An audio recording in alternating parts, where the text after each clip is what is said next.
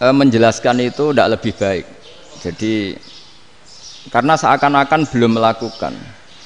Indonesia itu dulu kedatangan Islam itu tidak pernah dipertentangkan antara Islam dan negara, sehingga diskusi itu sudah salah karena para wali itu tidak pernah mempertentangkan Islam dan keindonesiaan atau kebinekaan. Satu, bahwa para wali itu misinya dakwah, di mana-mana dakwah itu pasti ketemu yang berbeda, mulai beda agama, beda pilihan madhab, beda tradisi, beda kultur. Jadi itu tidak perlu dipertentangkan, tapi malah itu jadi lahan dakwah. Sehingga kita ini kalau diminta diskusi hubungan negara dan agama malah bingung, memangnya kenapa? Itu seperti dulu zaman P4, saya punya kawan di Jogja, teman saya nulis tafsir Profesor Zaini, itu pernah zaman Pak Erto disuruh sosialisasi P4 di Papua. Apa hubungan Pancasila dan UUD 45? Itu orang Papua jawab, hubungannya baik-baik saja Pak. Jadi yang unik itu ketika disuruh baca Pancasila, 1 Pancasila, 2 ketuhanan yang Maha Esa. Akhirnya 6 kan? Kenapa Pancasila jadi 6?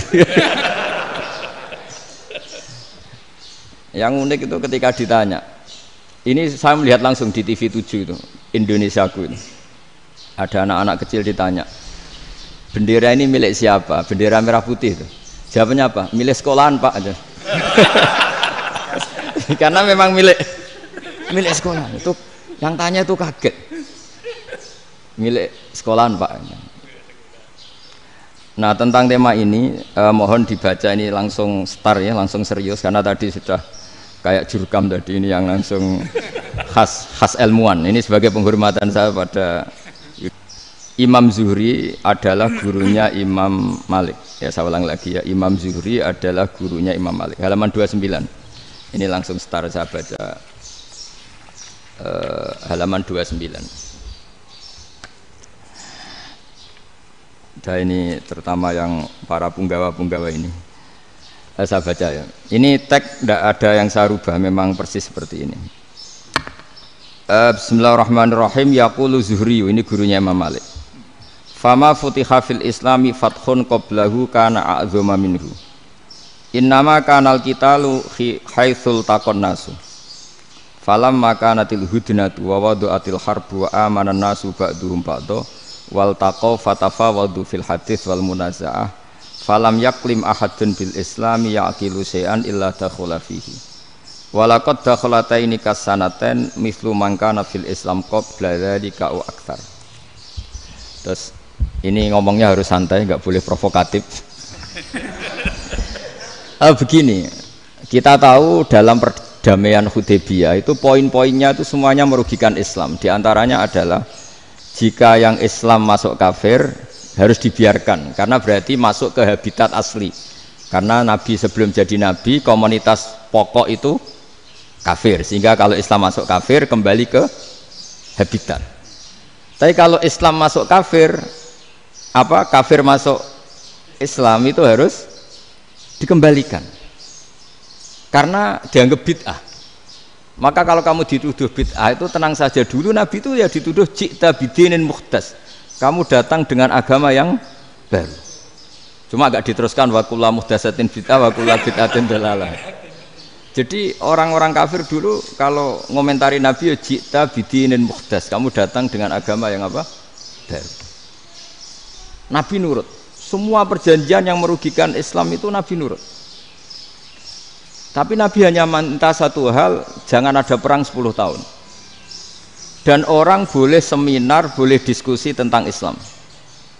Ya ini dengerin betul ini. Jadi saya tidak akan provokatif, ini pakai logika.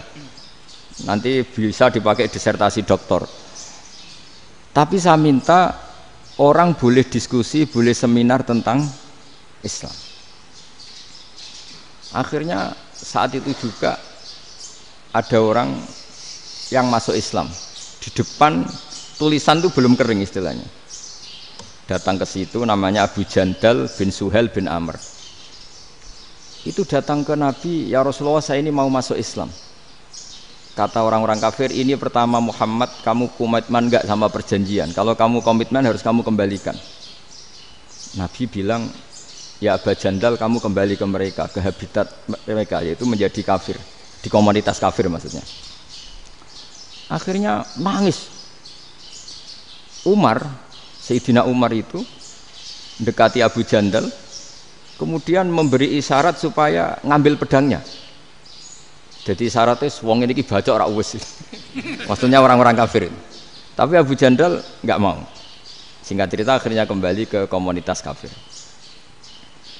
Tapi yang dikatakan Imam Zuhri cara analisis ini nggak bisa pakai provokatif, harus pakai analisis. Innama kanal kitalu haitsul takon nasu. Yang namanya perang itu menjadikan orang tidak berpikir jernih.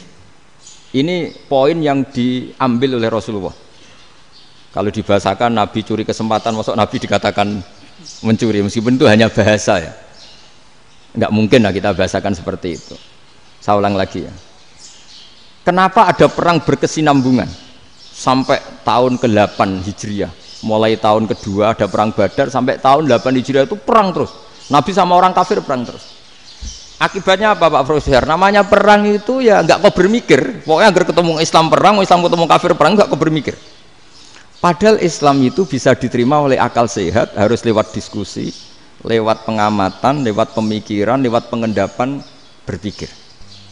Makanya Nabi tahu ini masalah besar. Kalau orang perang terus, itu gak kober mikir Islam, tidak sempat diskusi tentang Islam. Makanya Nabi hanya minta satu poin. Oke, perjanjian ini saya turutin semua, tapi saya minta orang kafir semuanya boleh mendiskusikan Islam, boleh seminar tentang Islam. Mereka bilang iya, pada pikiran mereka kan diskusi paling piye. Ternyata betul, ada diskusi. Terus temanya gini, kira-kira bener di Muhammad Abu Jahal. Terus Tuhan Muhammad sama Tuhan Abu Jahal itu keren mana? Diskusi. Tuhan Muhammad itu khaliqus samawati wal ardi, yang menciptakan langit bumi. Sebagaimana kampanyenya Muhammad. Ya mereka masih jangkar bilang Muhammad. Kalau Tuhan kita, ya berhala itu yang kita bikin, yang kadang rusak, yang kadang kudanan terus lumutan, pokoknya terus diskusi. Kita kok bener pengirannya Muhammad. Terus Muhammad Abu Jahal. Mulai dhisik Muhammad itu ora tau bodoh nih. Mulai dulu Muhammad itu gak pernah bohong. Abu Jahal, waduh, wis bodoh nih ngongkonan. Wis ribet kan? Dan semua diskusi itu mengarah ke kebenaran Islam. Wah, akhirnya wong kafir sing tokoh-tokoh cara Jawa yo wah semane jebule masalah ini kan. Artinya gini, kalau kita ingin Indonesia damai, sebenarnya yang untung itu Islam.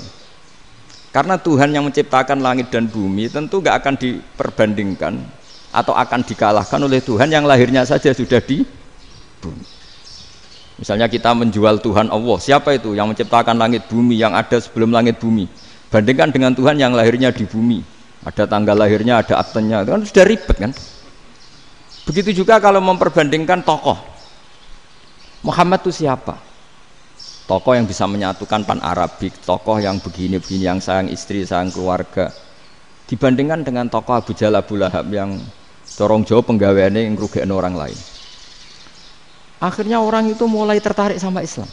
Makanya kata Az-Zuhri pakai bahasa dulu, falam yaklim ahadun bil Islam. Tapi kalau sekarang yang populer itu bahasa yatakallam. Sebenarnya yang benar itu bahasa kalimah yaklimu kalaman, karena masdarnya itu kalam, berarti sulasi nopo mujarrad. Tapi di fi'ilnya itu mujarradnya enggak kelaku. Jadi di fi'ilnya takallama ya takallamu, tapi untuk masdarnya yang kelaku kalaman. Jadi ini agak unik, agak enggak lazim. Sebenarnya kan takallama ya takallamu takalluman, tapi di masdarnya kalam populer, tapi di fi'ilnya tidak populer.